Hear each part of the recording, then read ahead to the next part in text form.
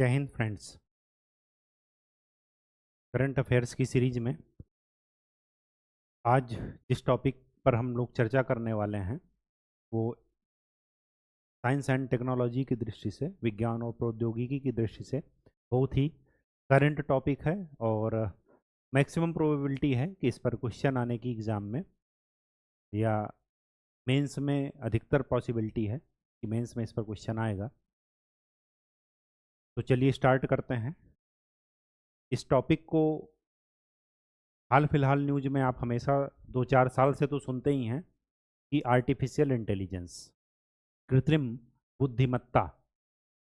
तो आज का हमारा टॉपिक है कि इंडिया ने एआई के लिए, आर्टिफिशियल इंटेलिजेंस के लिए एक मिशन शुरू किया है। तो उसी पर हम चर्चा करेंगे। ये मिशन वैसे ही है जैसे हरित क्रांति कृषि के क्षेत्र में हुई, और सुपर कंप्यूटर के लिए मिशन चल रहा है। सीडैक उसके लिए रिस्पॉन्सिबल है, एक एजेंसी संगठन है सीडैक, ठीक, तो संस्थान है। तो उसी परिप्रेक्ष्य में आज का जो हमारा टॉपिक है वो हम स्टार्ट करते हैं। वो है भारत का AI mission,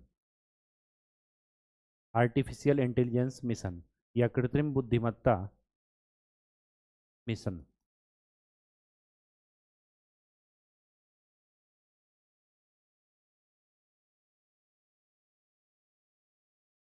India's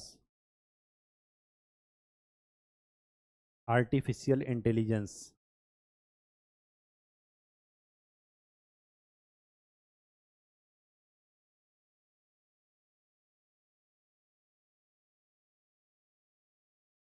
topic. Artificial intelligence क्या होता है? आर्टिफिशियल इंटेलिजेंस ये होता है कि जब मशीनें हर एक वो कार्य जो कि मानव कर सकता है, सोचने समझने, प्रॉब्लम को सॉल्व करने, निर्णय लेने की जो शैली है जो कि मनुष्य में है, तो अगर वही चीज़ मशीनें करने लगें तो उसको बोलते हैं आर्टिफिशियल इंटेलिजेंस। तो स्वाभाविक सी बात है कि मशीनें अपने आप तो करेंगी नहीं, उनको बनाने वाला कौन है? मनुष्य। तो मनुष्य उसमें कुछ इस तरीके की टेक्नोलॉजी इनबिल्ड करेगा, टेक्नोलॉजिकल डेवलपमेंट करेगा जिससे मशीनों में सोचने समझने की क्षमता डेवलप होगी, निर्णय करने की क्षमता डेवलप होगी, प्रॉब्लम सॉल्व करने की क्षमता डेवलप होगी। वास्तविक जीवन में जैसे कोई घटना होती है तो जैसे रिस्पॉन्स मनुष्य करता है, ठीक उसी तरह उन घटनाओं के प्रति रिस्पॉन्स करने की जिम्मेदारी अब किसकी है? मशीनों की। दैनिक जीवन में आप लोग देखते होंगे, मोबाइल है, आपने कुछ सर्च किया, अब आप सर्च करके छोड़ दीजिए, उसके बाद जब भी आप मोबाइल खोलेंगे तो आपको उसी सर्च से रिलेटेड कंटेंट आपको गूगल भेजने लगेगा, या मोबाइल का जो सॉफ्टवेयर हैं जब उसको नेट से कनेक्ट करेंगे तो उसी से रिलेटेड नोटिफिकेशन आपको आने लगेंगे। ये क्या है? Artificial intelligence.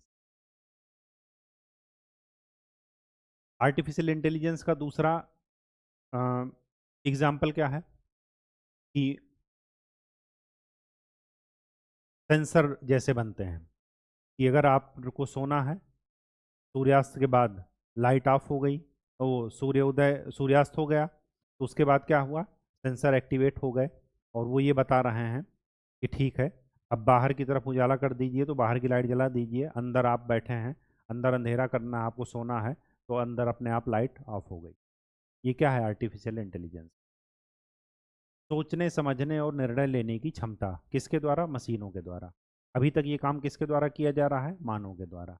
और इसी आर्टिफिशियल इंटेलिजेंस का यूज करके जिस रिवॉल्यूशन की बात की जा रही है उसकी को बोलते हैं इंडस्ट्रियल रिवॉल्यूशन 4। ठीक है, ये मैं आपको औद्योगिक क्रांति पढ़ाते समय भी वर्ल्ड हिस्ट्री में बताया था। तो इंडियाज आर्टिफिशियल इंटेलिजेंस मिशन के लिए सबसे पहले जो हमारे पास मिनिस्ट्री रिस्पॉन्सिबल है, मंत्रालय, वो कौन है? वो है इलेक्ट्रॉनिक एंड सूचना प्रौद्योगिकी मंत्रालय।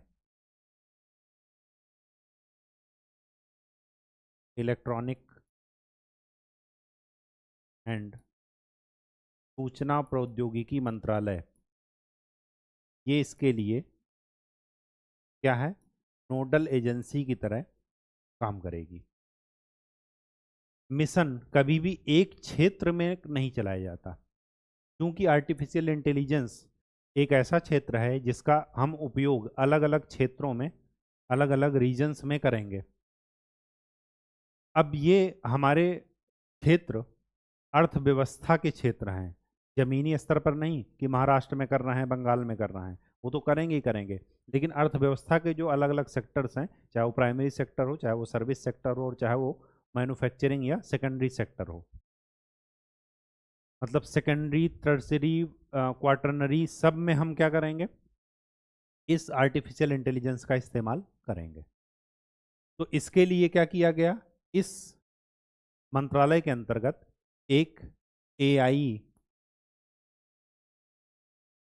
स्वतंत्र प्रभाग का स्थापना की गई इसी मंत्रालय के अंतर्गत, और यही प्रभाग रिस्पॉन्सिबल है इस मिशन के लिए। तो ये मिशन किन किन क्षेत्रों पर काम कर रहा है वो देख लेते हैं पहले। सबसे पहली बात याद रखिए, एडमिनिस्ट्रेशन में,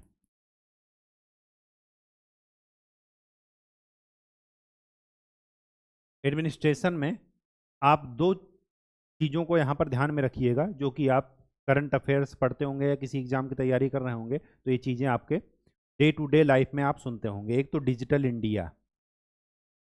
डिजिटल इंडिया किसके लिए बेस का काम करता है, आपने सुना होगा, ई गवर्नेंस के लिए।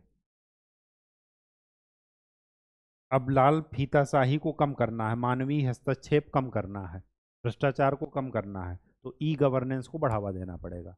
मानव का हस्तक्षेप फाइल के मूवमेंट में जितना कम से कम रहे, भ्रष्टाचार को उतना ही लगाम लगेगा, पारदर्शिता उतनी ही बढ़ेगी, फाइल को पास करने में उतना ही कम समय लगेगा, योजनाओं को जमीनी स्तर पर पहुंचने में उतना ही कम समय लगेगा, योजनाओं की निगरानी बेहतर तरीके से हो सके। तो इसके लिए डिजिटल इंडिया बेसिक स्ट्रक्चर के रूप में, बेसिक इंफ्रास्ट्रक्चर के रूप में काम कर रहा है, और उसका फाइनल एम क्या है, ई गवर्नेंस, लोगों की प्रशासन में पूरी तरीके से भागीदारी और पारदर्शिता, जवाबदेहिता सुनिश्चित करना। ठीक। दूसरा, आपने एक सुना होगा एक ऐप जिसको बोलते हैं भाषिणी।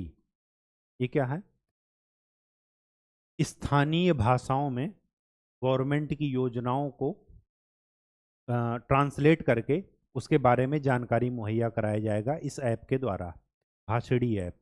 ये आप ध्यान में रखिएगा इस एग्जाम्पल। ठीक। तो ये हुआ प्रशासन में। दूसरा,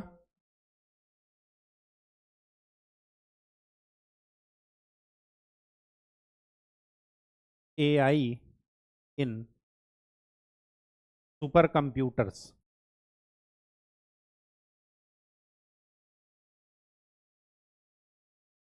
सुपर कंप्यूटर को बनाने के लिए दो मिशन आप ध्यान में रखिएगा। एक तो एरावत, और दूसरा national mission on super computers. National mission on super computers कौन चला रहा है इसको, सीडैक एक संस्थान है, कंप्यूटर डेवलपमेंट करके है। ठीक। तो ये सीडैक रिस्पॉन्सिबल है इसके लिए। दूसरी बात, अन्य क्षेत्र क्या हैं जिसमें एआई मिशन जोरदार तरीके से चल रहा है।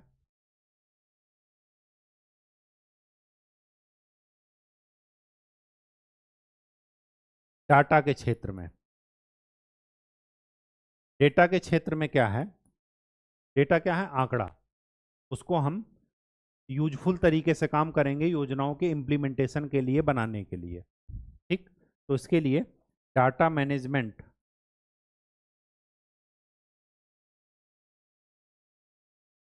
ऑफिस की बात की जा रही है, और एक भारत डिजिटल प्लेटफॉर्म की बात की जा रही है।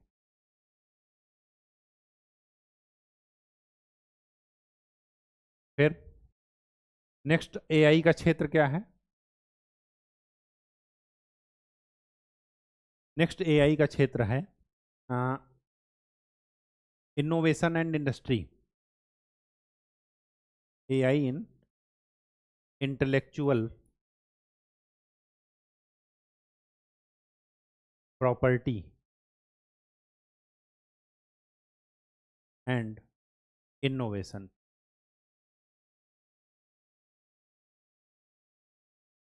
ठीक है, बौद्धिक अधिकार और इनोवेशन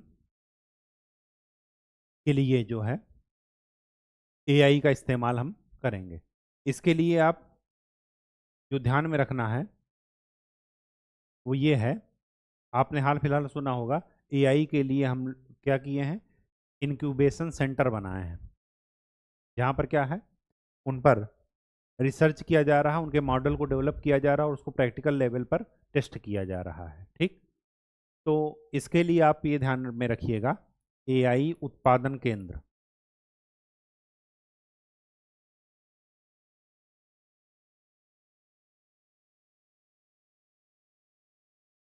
और क्या हो सकता है,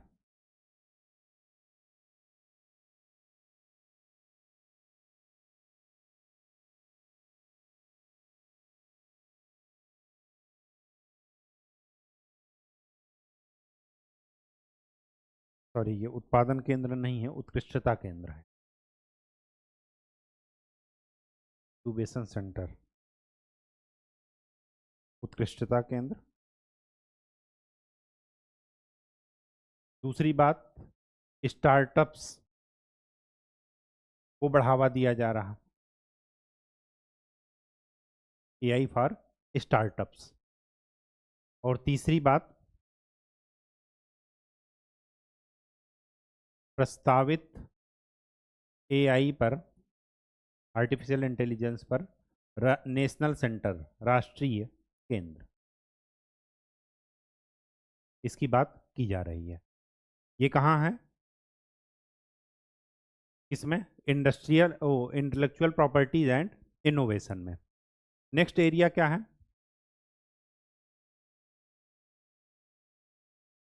नेक्स्ट एरिया है स्किल डेवलपमेंट के लिए, कौशल उन्नयन के लिए, स्किल डेवलपमेंट।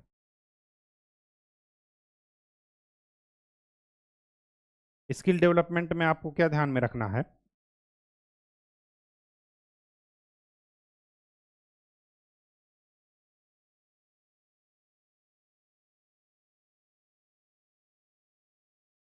सॉफ्टवेयर से संबंधित, इंजीनियरिंग से संबंधित, इनके लिए बात की जा रही है। और लास्ट में एआई मिशन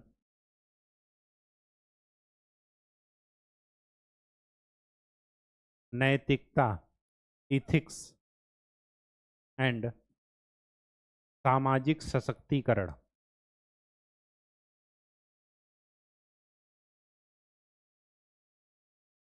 ये बड़ी होगी सशक्तिकरण, ठीक है, ये ध्यान रखिएगा। और इसके लिए आप एक वर्ड यहाँ पर याद रखिएगा, रेज। इसका फुल फॉर्म क्या है, सामाजिक सशक्तिकरण के लिए रिस्पॉन्सिबल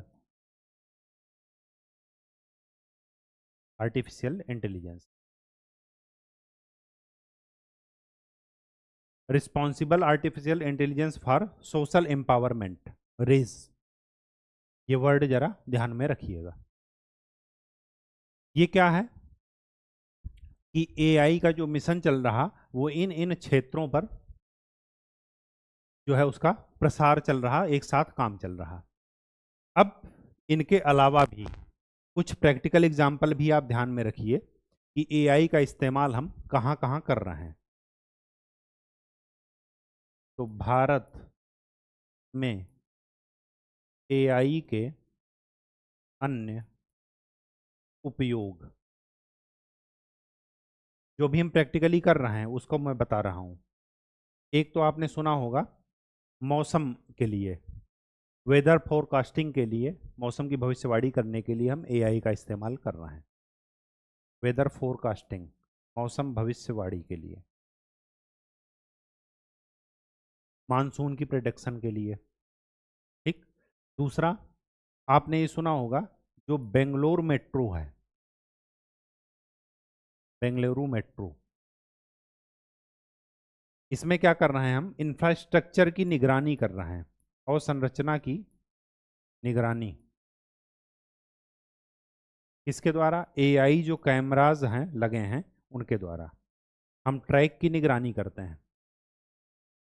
ठीक, जो बेंगलुरु मेट्रो में रेलवे ट्रैक लगा है, ये इसका लेटेस्ट उपयोग है। तीसरा है, आपने एक ट्रांसपोर्टेशन कंपनी का नाम सुना होगा, ओला। ठीक, ये क्या कर रहे हैं, पब्लिक ट्रांसपोर्ट के लिए व्हीकल्स देते हैं और चार्ज करते हैं। तो ओला और उबर, इनका है एक, अभी स्वाभाविक सी बात है कि टूरिज्म को अगर बढ़ावा देना है तो वहाँ पर रीजनल लैंग्वेज हर कोई तो सीखेगा नहीं। तो जो ड्राइवर होंगे वो उसी रीजन के स्थानीय क्षेत्र के होते हैं। तो अगर उनको किसी टूरिस्ट से कम्युनिकेट करना है तो इसके लिए उन्होंने एक प्लेटफार्म लाए, उसको बोलते हैं कृत्रिम।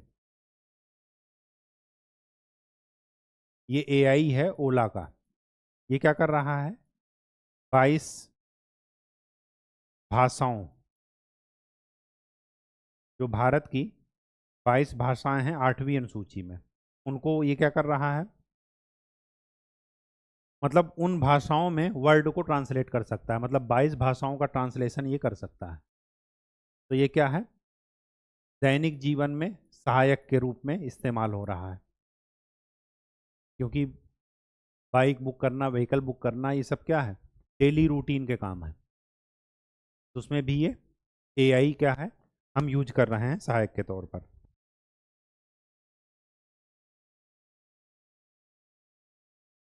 और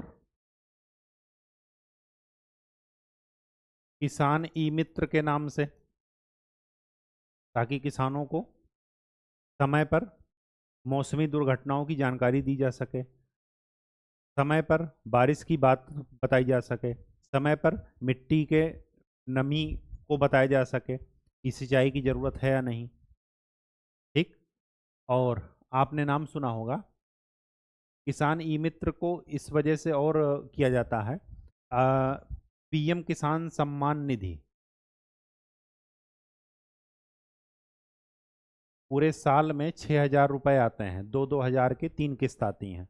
तो उसको डिस्ट्रीब्यूट करने के लिए हम एआई का इस्तेमाल कर रहे हैं, पीएम वो किसान ई मित्र के द्वारा, ये भी हम काम कर रहे हैं। ठीक, दूसरा, आपने एक जो राष्ट्रीय संसद भवन नया बना है सेंट्रल विस्टा प्रोजेक्ट के तहत, उसमें एक डिजिटल संसद ऐप,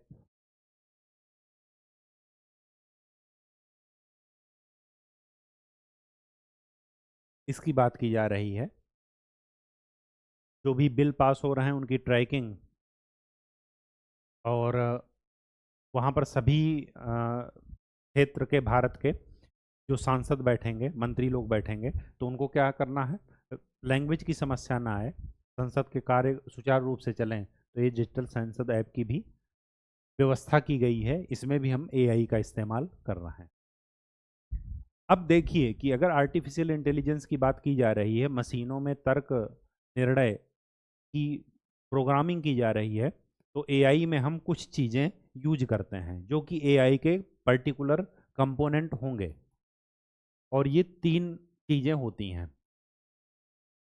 एक होती है मशीन लर्निंग,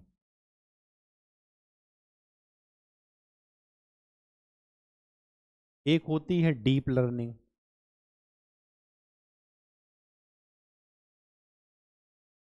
और तीसरी होती है नेचुरल लैंग्वेज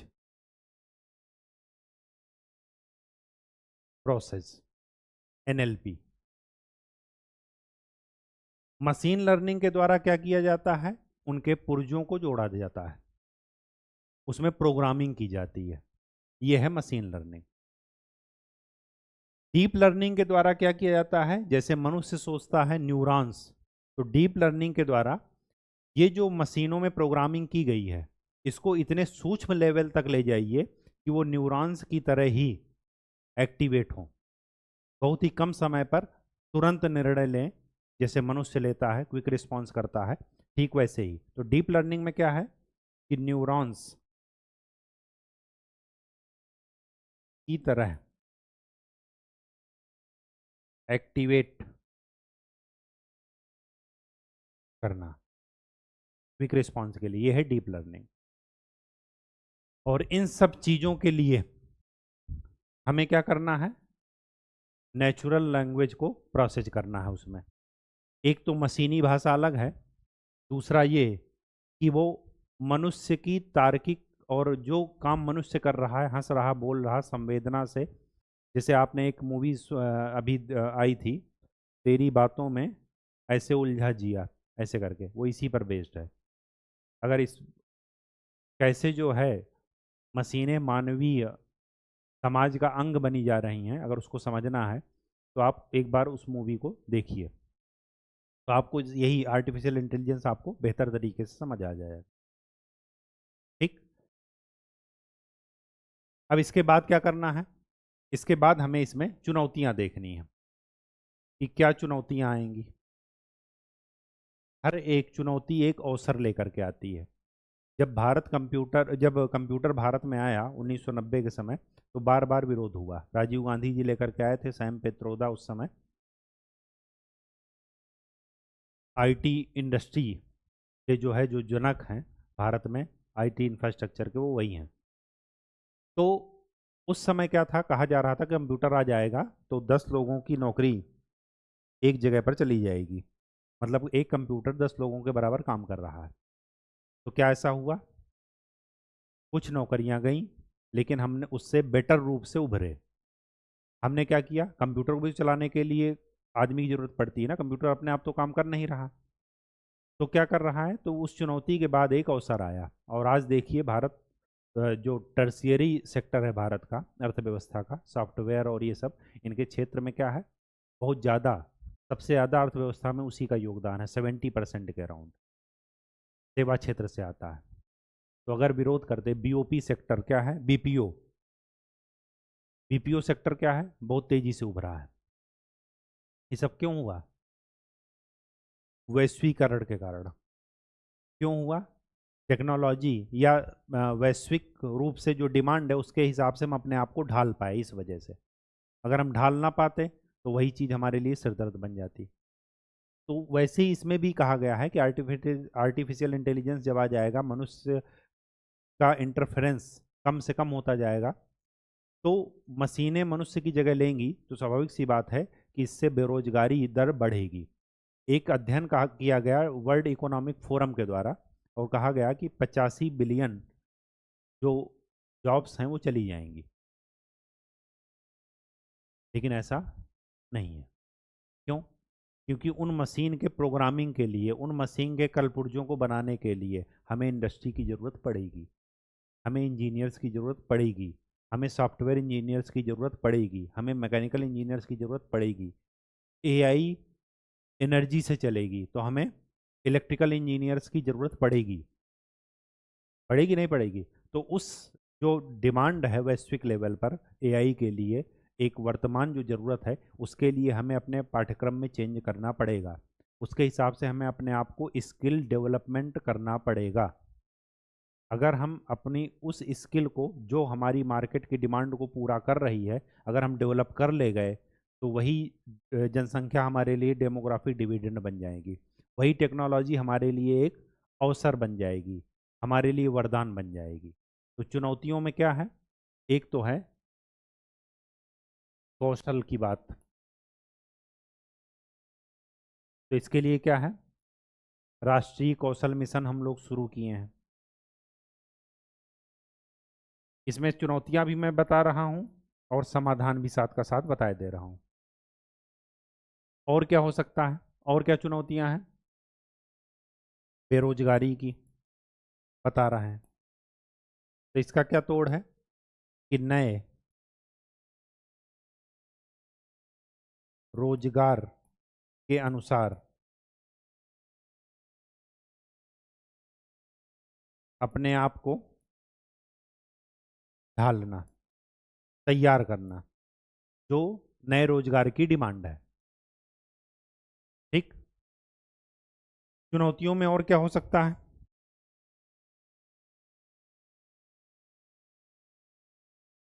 अवसंरचनात्मक चुनौतियां, इंफ्रास्ट्रक्चर रिलेटेड,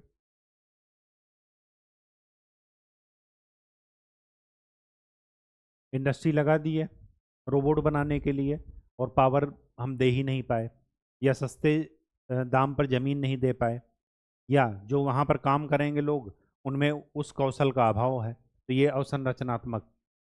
तो इसका निदान क्या है कि गवर्नमेंट की पॉलिसी क्लियर रहे, जो निर्यात करें, जैसे आप एसीजेड सुने हैं विनिर्माण के, उसमें स्पेशल इकोनॉमिक जोन, जो निर्यात होते हैं प्रोडक्ट उनके लिए स्पेशल रियायती दर पर टैक्स में छूट दी जाती है, उनको सस्ते दर पर ज़मीन दिलाई जाती है, बिजली सस्ते दाम पर दिलाई जाती है, पावर। तो ठीक वैसे ही यहाँ पर भी अवसंरचनात्मक जो चुनौतियाँ हैं उनको भी क्या करना पड़ेगा, पूरा करना पड़ेगा। और संरचनात्मक चुनौती में सबसे ज़्यादा जो दिक्कत वाली बात है वो है फंड। आपको फंड की अवेलेबिलिटी रखना पड़ेगा, उपलब्धता हमेशा रखना पड़ेगा। ठीक, तो वित्त की उपलब्धता।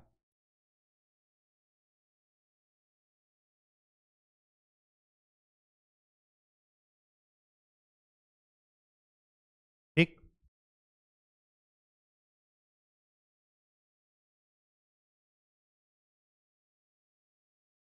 चुनौतियों में एक चुनौती और है,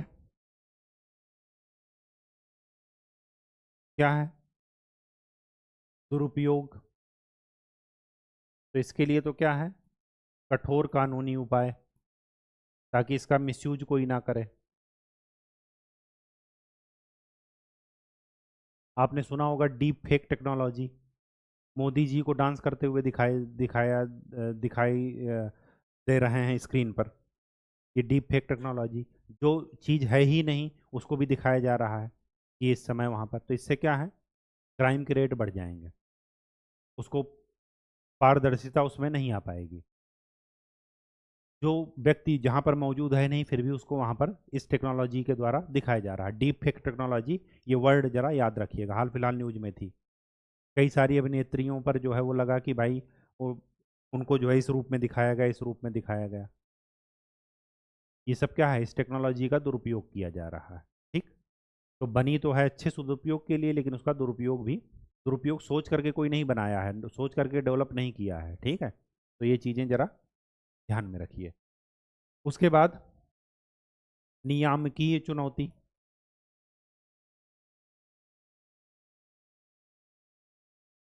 इनमें खास करके है पारदर्शिता,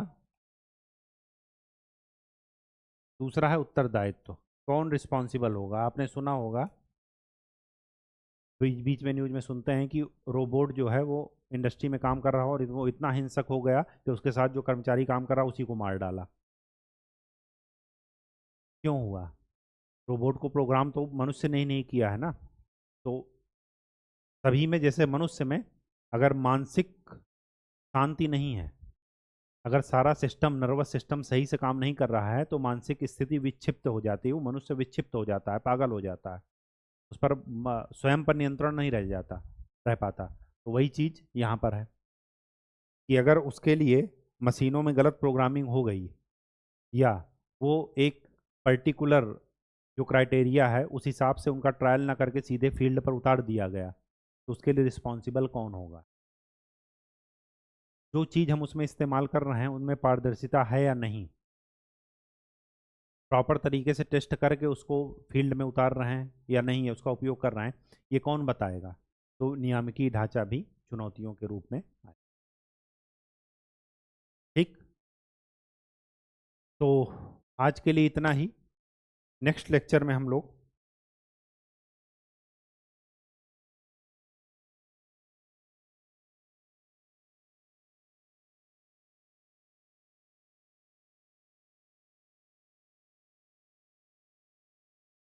एक यहाँ पर ये भी लिख सकते हैं, इथिकल संबंधी, नैतिकता संबंधी चुनौती।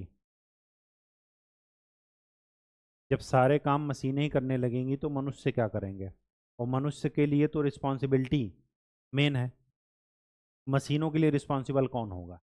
तो ये सब बातें भी आएंगी।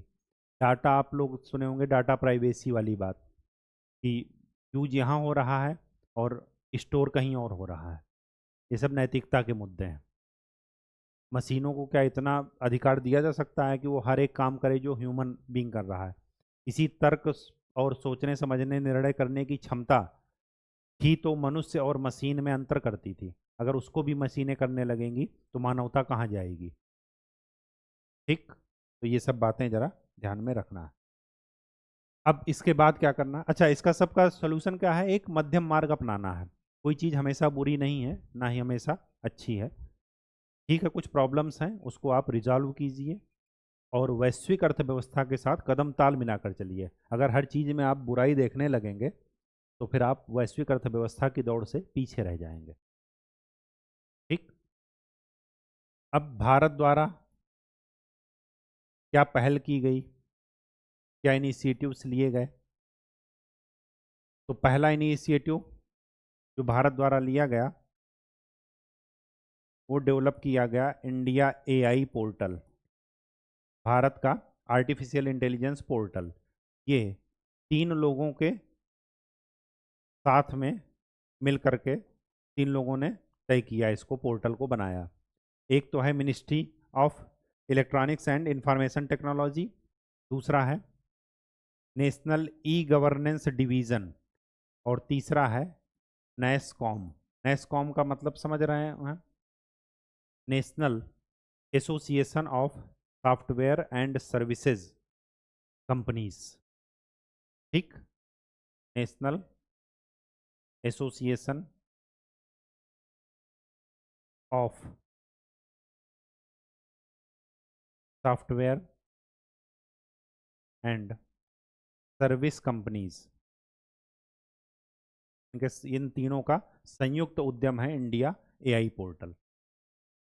ठीक है, इसके बाद एक चीज और यहां पर ध्यान में रखिए। वो क्या ध्यान में रखना है?